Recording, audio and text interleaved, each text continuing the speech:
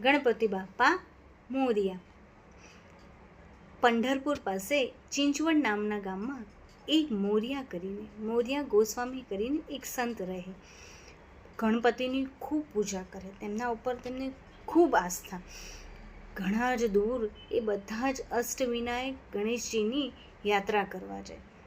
એક વખત એ મયુરેશ્વર ભગવાન ગણેશજીને ત્યાં પહોંચ્યા અને મંદિર બંધ થઈ ગયા.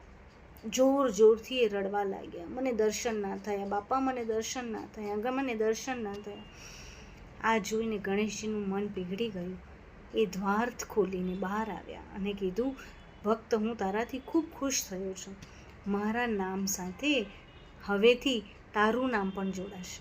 હું તારી આ ભક્તિથી હંમેશા યાદ રહે તે માટે તારી સાથે જ રહીશ. અને કહેવાય છે કે એ ગોસ્વામીની સાથે હંમેશા રહ્યા છે. અને જ્યારે ગણેશજી બોલીએ છીએ ત્યારે આપણે બધા જ સાથે બોલીએ છીએ, ગણપતિ બાપ્પા મોરિયા.